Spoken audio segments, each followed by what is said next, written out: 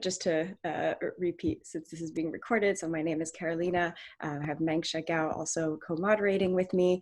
Now, if you have any questions during the session, you can use the chat box, or what we would prefer is if you raise your hand. So in Zoom, if you click on participants, and then at the bottom right screen, you'll be able to raise your hand.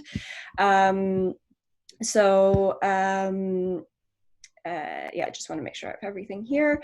And once you ask your question, feel free to unmute your microphone. But if you could please keep yourself muted during the actual presentation, that would be excellent. So we do expect our attendees to abide by the official OHBM Code of Conduct during this workshop, because we aim to create a comfortable environment where we interact with each other with kindness and respect. And also we would like to thank OHBM and the Montreal Neurological Institute for their sponsorship of this event. It wouldn't be possible without them. Okay, so today we are going to be in the presence of Emma Kaywin to talk to us about trauma response in the time of COVID-19 and civil unrest. I actually had the pleasure of interviewing Emma about this topic a few months ago now. So maybe you've seen it on our blog on ohbmtrainees.com. But now it's nice that we get to take this conversation between just us two to a larger group. So for those that don't know, Emma Kaywin is a sexual health educator, consultant, writer, and activist based in Brooklyn, New York. And she's also the consent co-director at House of Yes in New York City, and co-leads the Safer Spaces team at Meso Creso in DC. And she also has a background in research. So she worked at the Institute for Advanced Medicine at Mount Sinai, where she led a team of peers living with HIV/AIDS and developed sexuality anti-stigma trainings. So without further ado, I will pass it over to Emma. Emma, thank you again so much, and really, really looking forward to this. Thank you so much. So lovely to see everybody. It's good morning to me, but afternoon or evening to some of you. And so we're going to talk about trauma and our current moment. So let's get started. So first, this is me. I look like that. I have a master's in health education from Teachers College, and I'm currently working toward a doctorate in education at the same place. I have been teaching about trauma and trauma-informed care for the past 3 years, mostly in healthcare and nightlife contexts. I will be talking about the brain. I am not a neurobiologist, so take that as you will. You might know more about the trauma brain stuff than I do, but this is sort of a high-level talk to think about how the trauma brain is working in this current moment. So it's very nice to meet you. And this is what we're going to talk about today. So first, we're going to define what trauma is. Then we're going to talk a little bit about how brains respond to traumatic states. We're going to talk about what trauma looks like, which is the symptomology of trauma. We're going to talk about what being triggered means, because people use it in popular culture in a lot of different ways, but it has a real trauma meaning. Then we're going to talk a little bit about COVID and a little bit, so I'm in New York, a little bit about the civil unrest that's going on with the protests. And then we are going to end with some actionable steps that everyone can take to support ourselves and other people during this time of communal and cultural trauma. So I hope that all sounds good. I do want to just articulate, you probably know this from the title of my talk, but this talk is about trauma. It may be difficult for you if you are someone who has experienced trauma in the past. I'm not trying to trigger you and freak you out on a Friday morning, but sometimes that happens when we talk about trauma. So this is obviously a talk for you. You can leave, you can look at your phone, you can draw while you're listening. You can, if you have a fidget, fidgets are really good to play with your hands. So whatever makes you feel as safe and supported as possible while we're talking about this difficult topic. So take a deep breath and we can move on. So the first point I want to talk about is just defining trauma, so we're all on the same page. So what is trauma? So these are the definitions that I really love, that I think are useful. The first is that trauma is helplessness in the face of a life-threatening or overwhelming event. And I've underlined helplessness because it's the fact that something happened to you that you couldn't stop, is a lot of what we feel when we're in a traumatic situation. And the second one is a reaction to being left psychologically alone in unbearable emotional pain. So you were alone and something horrible was happening. And even if you weren't, usually we're not actually alone technically when we're experiencing trauma, because most traumatic things that happen to us because of other people, not exclusively, but we are alone from support. So you feel helpless, you feel alone, and a horrible thing is happening. So that's my definition of trauma. So what happens when a traumatic event takes place? What does our brain do? Because our brain is the first thing that responds to trauma. So there are two types of the brain that are involved in trauma response. And these are the prefrontal cortex and the limbic system. And this is a very simplified picture of a brain that you know a lot more about.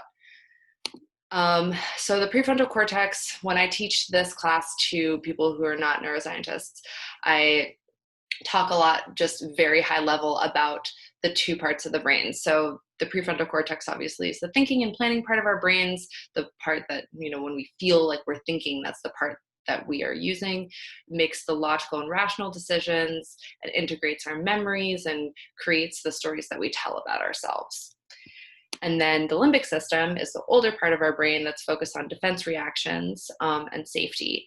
And the two parts of the brain that we know are really connected to trauma response initially are the amygdala and the hippocampus. The amygdala being your smoke alarm, and your hippocampus having the maps of safety and danger that you've learned throughout your life.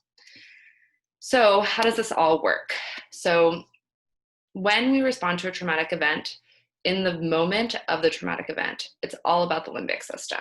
So let's say you walk down a dark alley. Very standard example. You walk down a dark alley, and our limbic system notices a potential threat. So your amygdala is your alert system. And you walk down a dark alley, maybe you've heard that dark alleys are scary. Maybe you saw it in a movie once. Maybe something happened to you in a dark alley, but for some reason, your brain knows that this is a potential threat. So then your brain assesses whether you think that this is actually a threat. So your smoke alarm goes off, and then your hippocampus has the maps. What do we know about dark alleys? This is all of the cultural knowledge and potentially personal knowledge that we have about dark alleys. Then our limbic system determines, are we likely in danger? And again, this is based on previous knowledge, personal, and community. So I just want to highlight that this is all driven by the limbic system, not the rational thinking part of our brain. And so obviously, while our brain is making these decisions, for a lot of people, it doesn't feel like we're making the decision because we're not thinking it through in a narrative structure. So yeah, that's what I just said. We don't feel like we're making the decisions. They feel like they just happen to us. So if our limbic system decides that we are in danger, dark alleys, definitely probably a threat, the first thing we do is freeze. So a lot of us were taught in school when we were little that there's 3 responses: fight, flight, or freeze. But we actually know now that everybody freezes first, even just for a second. So everybody freezes, and this is the predator reaction where, if we're very, very still, unfortunately, humans can still see us if we're still, but other predators back in the day could not. So first we freeze, and it can just be for a split second, or it can be for a little bit longer. And then our limbic system can react in a number of ways to keep our bodies safe. So we can continue to freeze, which is probably why we learn fight, flight, or freeze as like the main options. We can flee, we can run away, we can fight, and this can be physical or verbal. We can also dissociate, which is when you can feel like you leave your body or you stop paying attention, you can black out. And this is the big one. So we can do what's called habitual response, which is we can respond how culture taught us it was safe to respond. So this is very, very complicated because a lot of what the culture tells certain people to do is a response that isn't necessarily the safest response. So we are taught, like as women, women are taught to respond to men positively if they ask for something, because if you say no to a man, it can be very dangerous. Black people are taught to, say yes to cops because otherwise it's very dangerous. So we can make a decision that's not a rational decision when it's not in alignment with what our desires are. It's in alignment with what culture has taught us is likely to keep us the most safe. So we're not making a rational decision. We're making a split-second safety decision. And that can be really complicated because of people who say, why did I say yes when I meant no? Why did I go along with something? I don't know why. This is why. So, we're not going to really talk about this, but thinking about changing trauma responses, one of the things you can really change is how we engage in culture in future generations, to try to figure out how could we change the media to not have women automatically believe that they will be safest if they say yes to men if they don't want to. So how do we respond to trauma afterwards? So we've made all these decisions, in quotes, that our limbic system has made to keep us safe based on what our brain knows about, has all the inputs that you've gotten until that point. Then our prefrontal cortex kind of comes online and we rationally think about what we did. And then we say, why didn't I run away? I could have thought harder. Why did I go down that dark alley in the first place? All of this stuff. So it wasn't a thinking, rational decision, but then we sort of try to rationalize it. And that can be very painful for people. So people can feel guilty. They can feel like they didn't react in the right way. And that can be compounded once you tell someone else, well, I went down this dark alley and someone attacked me and I froze. And someone says, well, why didn't you run away? And so then you can feel guilt from other people as well. So what does trauma look like? So you have a traumatic response, and then afterwards, what are the symptoms of trauma afterwards? So immediate responses are very diverse. They can look like you could be crying, you could be hysterical, you could be very angry, you could be laughing. Again, you could stay dissociated and shut down, or you could be self-denigrating.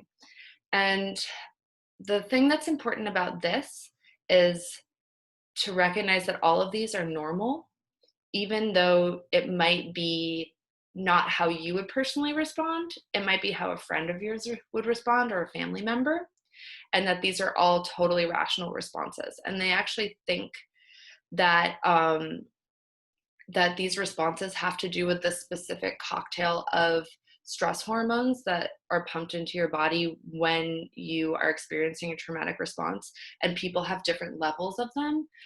There's initial research of people getting hormone tests after, when they come into an ER after a traumatic experience, and it's usually the same cocktail of stress hormones but in different levels, and they think that it's possible that the levels are kind of like, you have more of this hormone, so therefore you're more likely to be angry versus dissociated. But that's very, very new research. So then that's what can happen immediately after. 1 to 2 weeks after, you can develop post-traumatic stress disorder. And when I teach this to lay people, I define that as like post is after, traumatic is trauma, stress is stress, and disorder is reaction. So after trauma, you have a stress reaction. So, and I do that because having a diagnosis of PTSD can be very stigmatizing for some people. Or not having a diagnosis of PTSD, because not everybody gets a diagnosis of PTSD. So just recognizing that it's totally normal to have a stress reaction after a traumatic situation. So after a single traumatic experience, or what's called acute trauma, this is the definition of what PTSD looks like. And so the symptoms, you can have all of these, you can have some of them, or you can have none of them, and then you don't have PTSD. So re-experiencing is when you relive the event, and we usually call this flashbacks. Very dramatized in war videos, like war films, where people have like flashbacks to their traumatic experience. You could have avoidance and emotional numbing. So this is where dissociation comes in. You could stay dissociated or be dissociated a lot. And avoidance is staying away from certain types of people or places that in some way remind you of the traumatic experience. So it could be if there was a person who hurt you who had a beard, maybe you're freaked out about beards, or maybe you don't go to an entire neighborhood because something happened to you in that neighborhood or another neighborhood that looks like that. You can have negative alterations in cognition and mood, depression, anxiety, anger. And then you can have hyperarousal, which can kind of look like paranoia. I think about this a lot. I live in New York, and like sometimes you get on the subway and brush by someone and they just freak out. And I think that's, to me, looks like hyperarousal, where it's like you have a quick to react, oversized reaction to something that is not actually harming you, but your reactions are heightened because your brain does not want you to be hurt again. So you have to be like always on your toes. Also, hyperarousal can look like people who are really jumpy. Like if a door slams and someone jumps, loud noises can also be an indication of hyperarousal. So then that was just with one event. So I walked down a dark alley, something terrible happens, and now I'm experiencing my feelings around that. A lot of people have multiple traumatic experiences or complex trauma. This is people who have been in relationships that were abusive, who were abused as children, or people who you can get complex trauma just from having multiple instances of acute trauma. So they can add up as well. And so they can impact your emotions, your consciousness, your self-perception, relationships, meaning systems, and physical experience and health. And I'm going to go through all of those and while I'm going through them, if you feel comfortable doing so, think if you know people or have experienced people who have some of these, because I think that this is very useful in being compassionate and understanding why some people's behavior is not necessarily doesn't make sense. So emotional systems, you can have persistent sadness, suicidality, and anger that's either explosive, like really short fuse, or inhibited, like I'm never angry, because sometimes, anger was punished, so you just never allow yourself to be angry. Consciousness symptoms, so people forget traumatic events. There are some people who really don't remember what happened to them at all. Or they could be reliving it, like we talked about, you could be having flashbacks. Or you could be dissociating.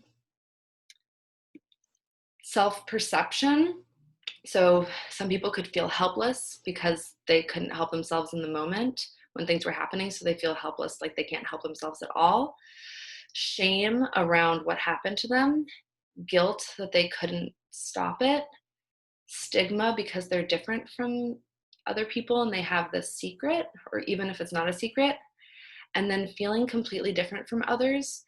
This one comes up a lot with childhood trauma because people feel like they were singled out.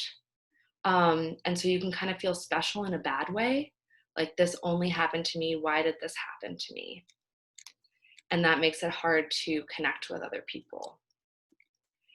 So that leads into relationship symptoms. So people can get very isolated.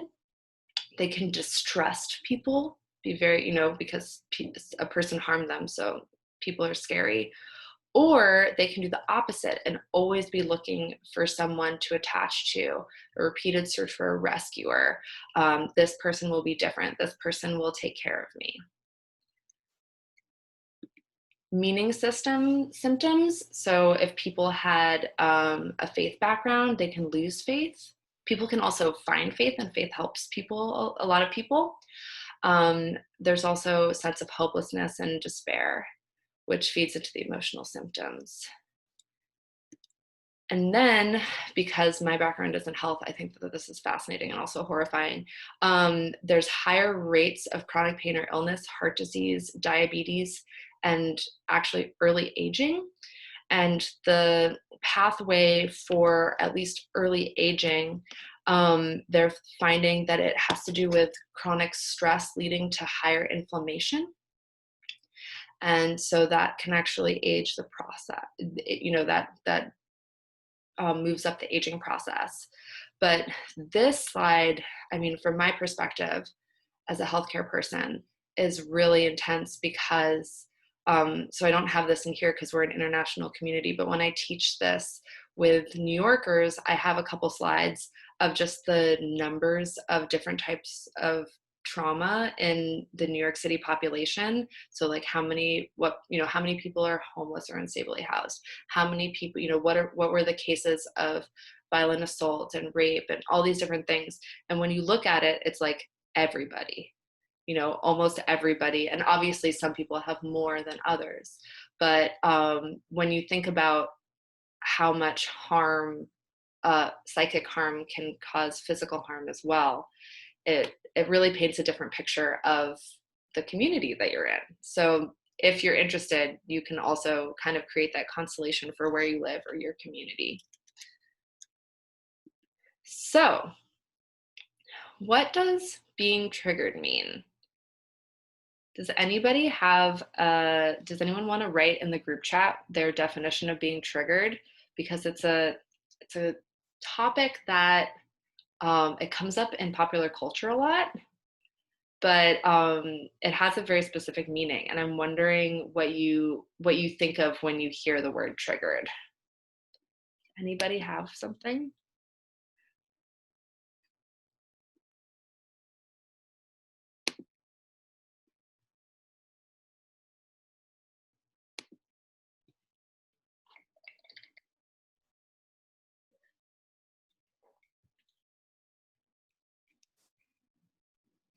Okay, guess not. That's okay. It's very early in the morning.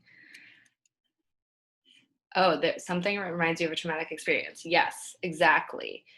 So getting triggered, we can also call it getting activated later, which is activated is a word that I've started using because so many people don't like the word triggered. So essentially what happens is if you have a history of trauma, you have a body stress response that is overly sensitive because something happened and now your brain wants to make sure that that never happens again. So it is on higher alert. And what happens is an experience in the present reminds a person about a past traumatic event, exactly what Grace said. But it's not a memory. It's actually your brain reliving the experience. And you have the same or similar traumatic stress response as during the actual event. So essentially your brain thinks, this kind of worked last time. Let's try it again. Last time I dissociated, so I'm going to dissociate again. And that is what being triggered means, is that you are actually reliving the psychic and physical experience of the thing that happened.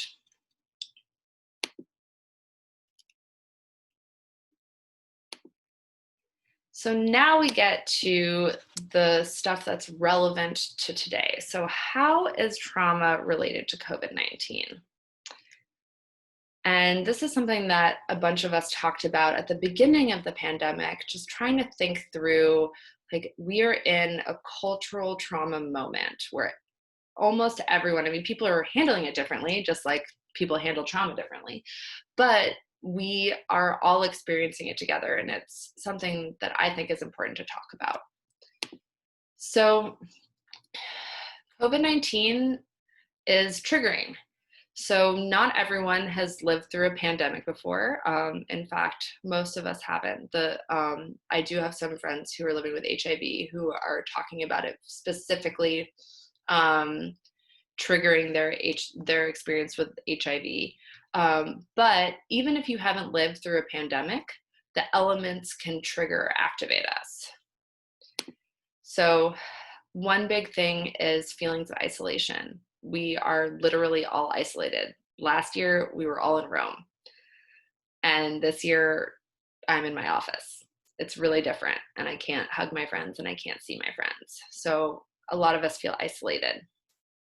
And so remember that the definition of trauma is feeling alone.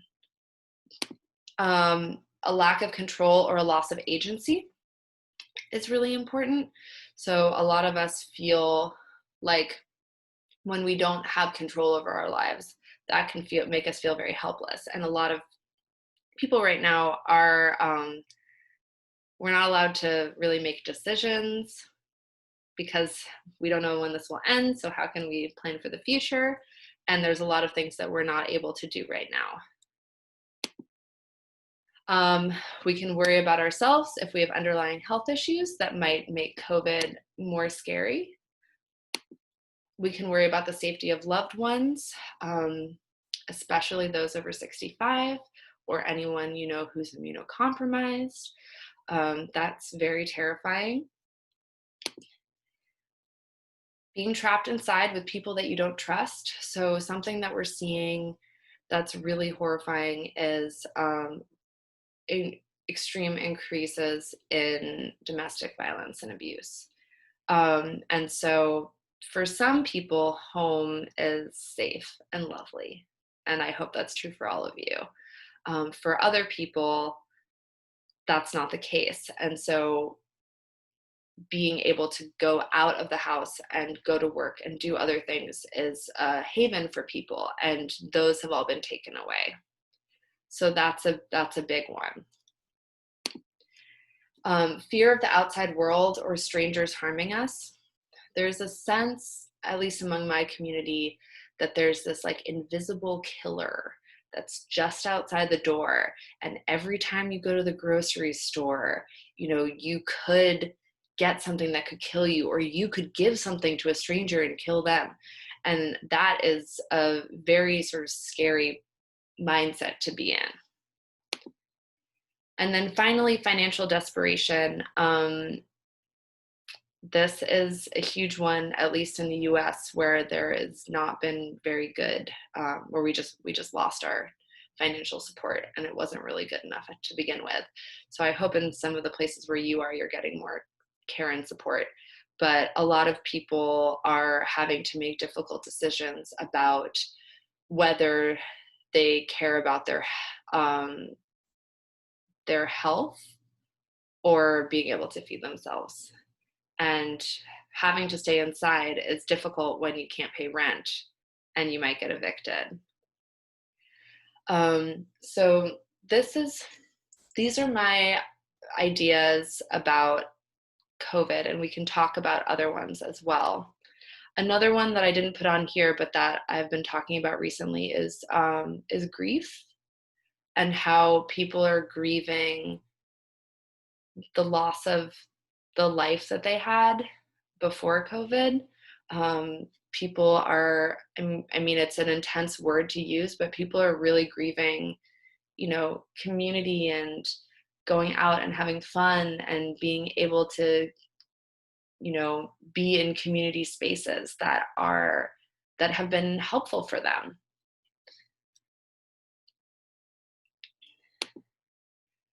And then the other piece of this, at least in the US, is the civil unrest is triggering for a lot of people. So for those of you who don't know, there's been protests every day in most places.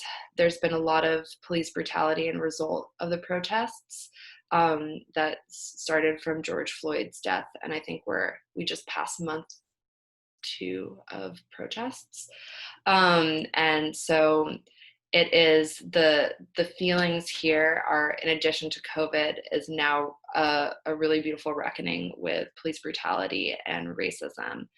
And that's really difficult depending on who you are. It's difficult for everyone. So for many BIPOC people, a lot of them are feeling triggered by feelings of fear, anger, and unbelonging in the country where they were brought and where they live because of the imbalance in how they're treated by the government. For some white people, a lot of people that I know have been thinking about their own feelings of racism and their own position in the world, some of them for the first time, which is really beautiful, but it's also, it's an extremely uncomfortable place to be. And so people are becoming defensive. For other white people, they are angry and afraid of what they feel is an insurrection or an uprising.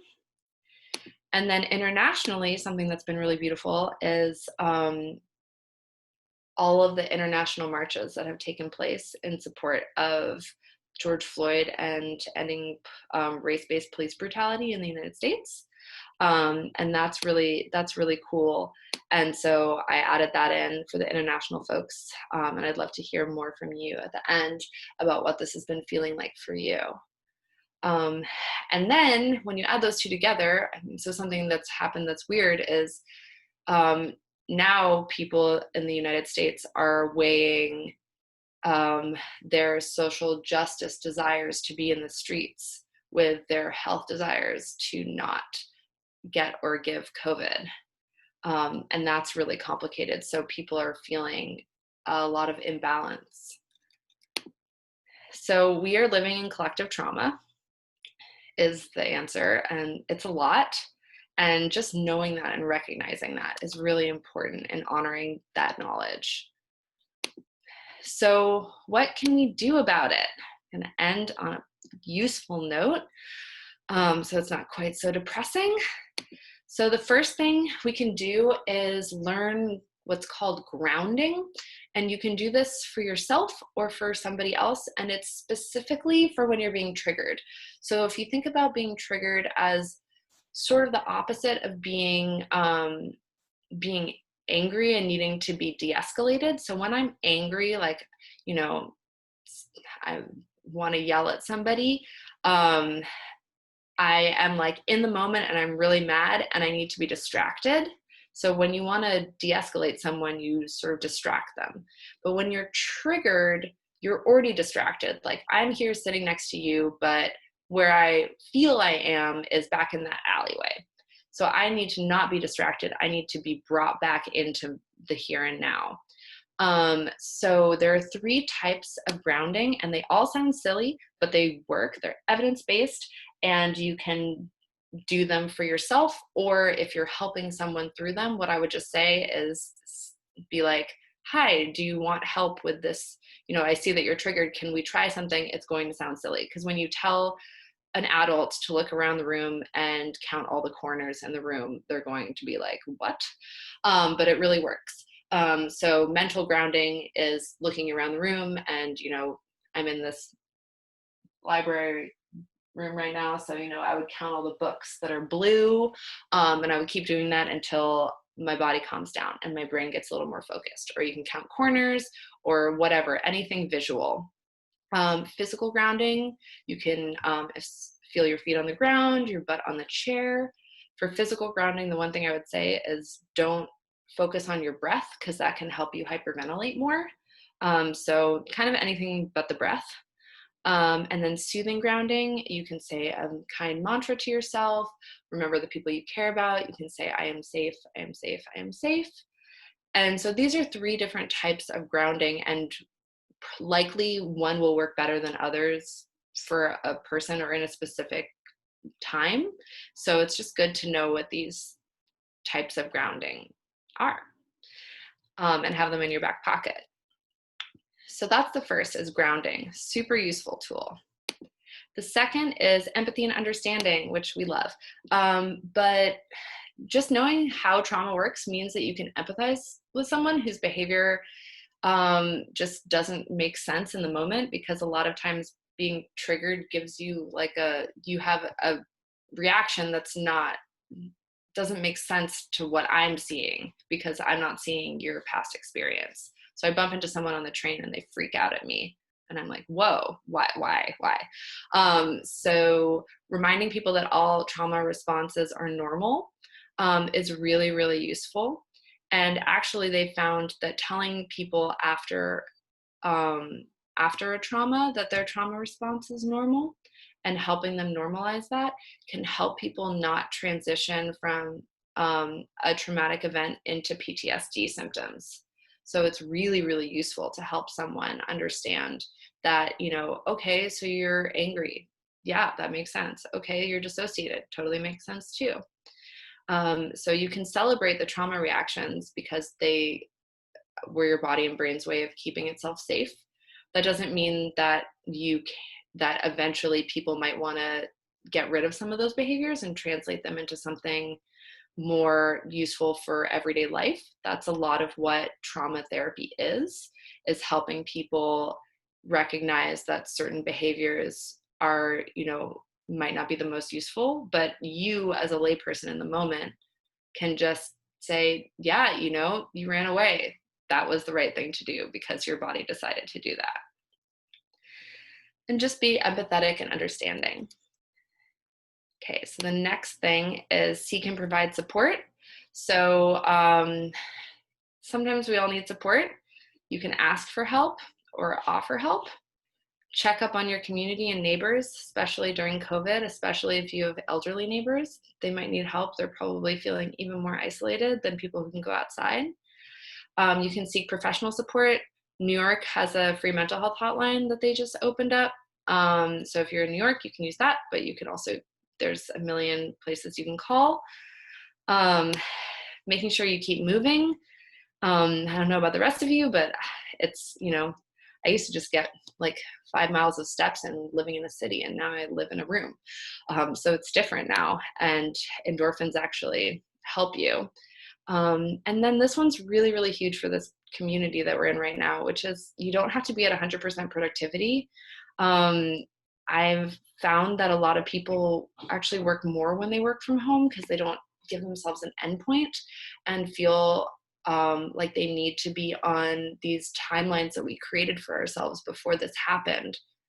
I'm working on my dissertation right now, and I'm feeling that very deeply and trying to honor in myself that, I can't be on, perfect Emma schedule right now, and that's okay. And something that you can do if you supervise anyone is help other people know that as well, is that they don't have to be at 100% productivity and that they have to be taking care of their mental health as well.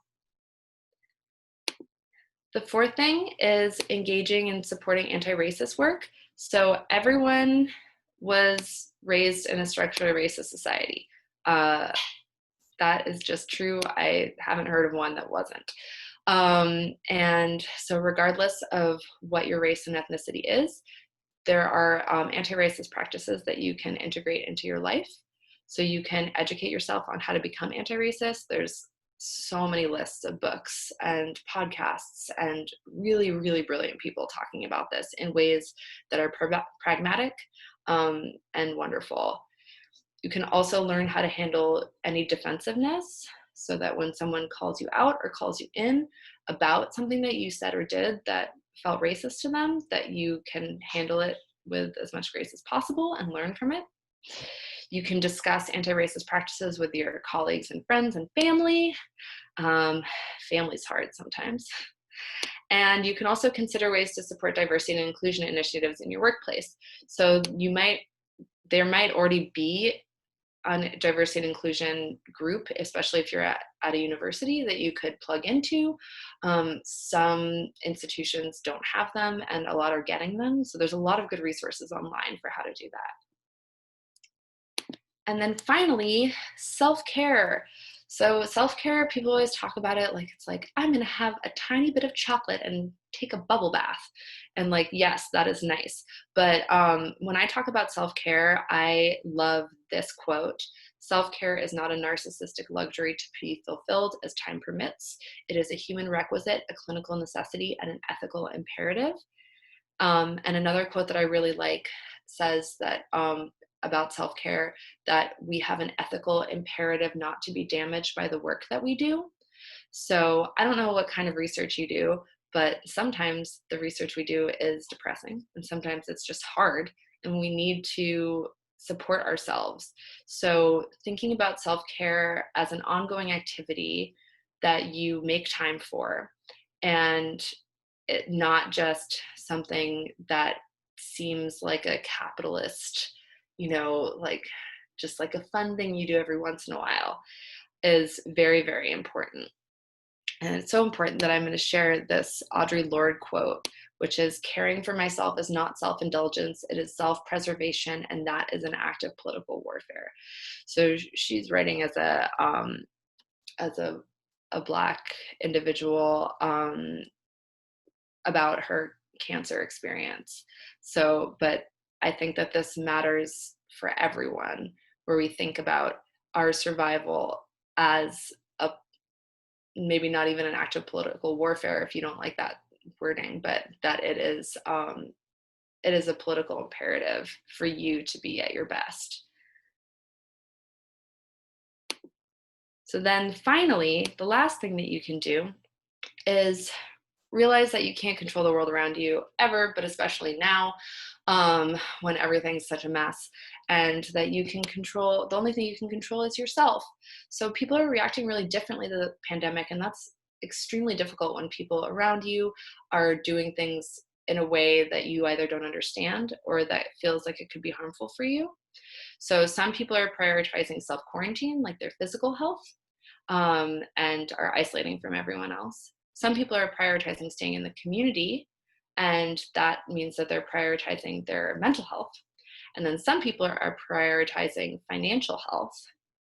And then within that, some people are prioritizing themselves, and some people are prioritizing others. And it's a dance, and people probably are switching between all those things all the time. And so recognizing that, remember we said there's no one right way to deal with trauma.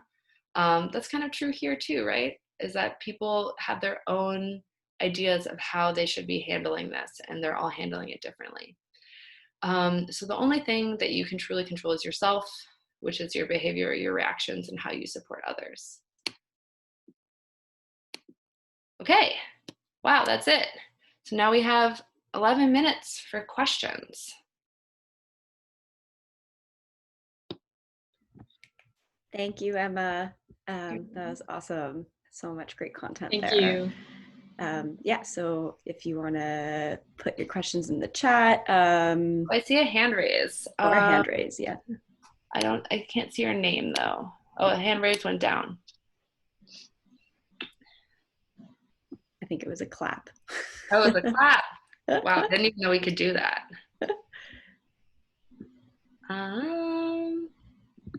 See if anyone has questions.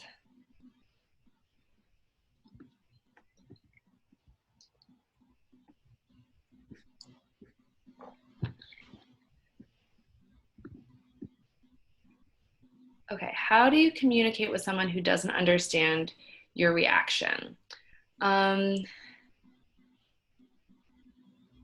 So I think this question is about, like I'm laughing after I go down the dark alley and people don't understand. Is that the question? Also, feel free to unmute yourself and ask that. Hello, that was my question. Yeah, I was mostly talking about in the context of COVID, like for these different types of health you can be prioritizing. If someone's, say, prioritizing their financial health and they are giving you a hard time for prioritizing physical health, or like how do you communicate that people have different reactions and strategies, especially when it's someone like you're close to and it's becoming a hot topic of debate.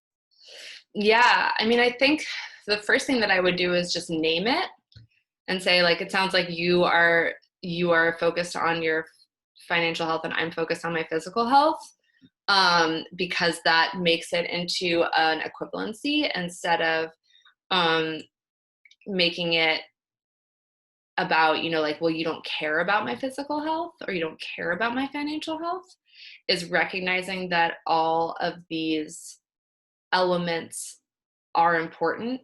And because, let's say I'm still going to work because I need to pay rent, and I live with you, and you feel, and you are prioritizing your physical health and you're at home and you're quarantining, but I'm like working in a bar. So if you say I'm prioritizing my physical health and you're prioritizing your financial health, then we're at the same level of, like, we're both prioritizing something. And then from that, you can say, I'm worried about my physical health. Is there a way, like, how can I feel like you're taking my physical health into consideration? And how can I help you with your financial health? And just sort of talk about it as though each of those things are equally important, because even though they might not be equally important to you, this, like, everyone's behavior is telling you what their most important thing is. Does that make sense? Yes, thank you. Yeah. I would like to ask if symptoms related to concentration have been raised in association with the pandemic. So you're saying concentration, like being able to concentrate? Eliana? Yeah. So I haven't read a lot of, like, peer-reviewed research about it yet, but I've read a lot of pieces about concentration. So brain fog is definitely a thing that happens after, that is sort of a symptom of trauma. I would put it, like, alongside dissociation, and just also the inability. Right now, one of the symptoms that we're seeing is, like, an inability to project the future, because, I mean, from my personal experience, it's like things just keep coming and coming and coming, and it just keeps getting worse and worse. And it's like, how could I possibly, like, work on my dissertation right now when, like, I don't even know if I'm going to have a home next week. And when you're thinking like that, like, how can you possibly create a world that's stable? And we see this a lot with, because my background is in HIV, where, you see all these unstably housed populations and you're, like, trying to give them medicine to manage their condition. But it's like, how could you possibly tell someone to take a pill every day when they don't even have a place to put their pills and they don't even know where they're going to be tomorrow? So how could you, like, you need a certain sense of stability in your life in order to do these bigger, like, life things. And right now, a lot of people don't have the stability to be able to make life decisions. So, like, how do I know what kind of job I want to take? I don't even know, like, if there will be jobs. How do I know what research I want to do with, like, I don't even know if I can, like, talk to clients and interview them, or, like, do brain imaging, like, all these things. And it just kind of cascades out.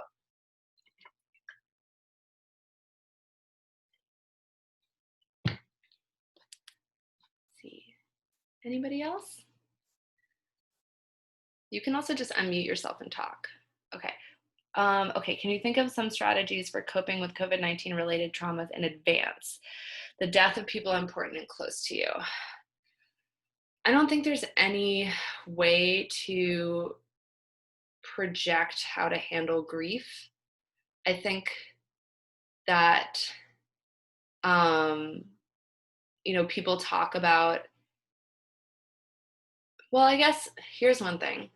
Has anyone seen The Midnight Gospel on, it's on Netflix right now?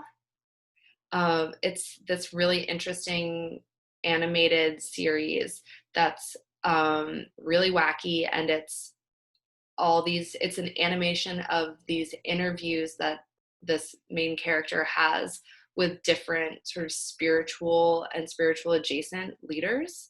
And the last episode is him talking to his mom who has terminal cancer. And she talks about using meditation in order to become serene to the reality of death. So I would say meditation is a really good one. But I would otherwise, I mean, I haven't really seen that many good ways to project how you would respond to trauma and grief. And I feel like it almost extends the grieving process to start thinking about it before it happens, just because it's going to take its course, unfortunately. I think that setting yourself up for support is really important. Like, even if you can't, even let's say you're completely quarantined right now and you are only seeing your roommates or a partner, social support is incredibly important. And so having a group of people you talk to every week, or even just like, I have a couple of text threads with different communities that I'm in, where if something goes wrong or feels bad, like we just text each other. I mean, it's mostly like cat and dog videos usually, but you know, we are in support with each other. And if something were to happen, as it has a lot in the past few months, you know, I have people that I can talk to who will call me, who will, you know, or I will call them. And so I think that that's a good way to create the network that you need in order to have a foundation of support. But in terms of just projecting out what something's going to be like, I think the big problem is that we don't know what it'll be like. Okay. I understand that for personal trauma, there's no right or wrong ways to react, but in a collective health crisis like COVID, it seems that saying that reactions that prioritize anything but community safety and health is right could validate some dangerous responses. Yeah, that's a really good point. I mean, I think this is where the government comes in, because if the United States government had actually provided enough financial support, then no one would be having financial health stress. And then we'd be dealing with just physical and mental health stress. And if everyone could stay home, then there would be there would be less physical stress. And then we'd be dealing with mental health, and we could be creating the networks that we need. I do think that, so as a person who does research in behavioral health type things, I know that you can't really change people's behaviors. Like, we try all the time. We're like, please take this medicine and please do this thing and please don't drink that. And it just doesn't work. And so working within people's existing structures is sort of the only way to be able to engage, even if you don't agree with how people are living their life. Like, you have to meet them where they are. Otherwise, it just, like, even if you are totally in belief that you're correct and all the research backs you up, it doesn't really matter. So I don't know how to meet anti-maskers where they are. We've been trying with anti-vaxxers for a while and still don't super have an answer, but I think that meeting people where they are is important. Oh my dear, it's 11. So I don't want to keep people waiting. Does anyone have Mengsha, do you want to say something at the end? I don't know. So do you have any questions? We can allow one more question from the audience.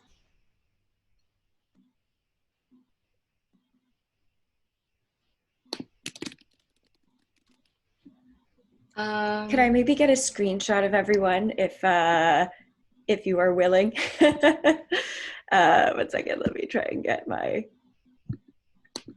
I only see, oh gosh, okay. Megsha, if you're faster too, for some reason, I'm only getting like a 5 view of people. Oh, gallery Oh, okay, view. There we okay, go. Oh, I've got it. I've got it. If you want to turn your video on just for a last photo, that would be awesome. Yay, thank you guys. All right. I'm gonna take it in 3, 2, and 1. Perfect. Great. So thank you so much, everyone. Emma, another huge thank you for your time this morning. Like we mentioned, this is recorded, so we're going to make this available to the trainees that were not able to attend. I know with time zones, it's tricky. But once again, Emma, we really, really appreciate your time and your insight on this really, really relevant topic. And I know that I've gained some extra insight today, so I hope it's been helpful to everyone else. Thanks all. Thank you.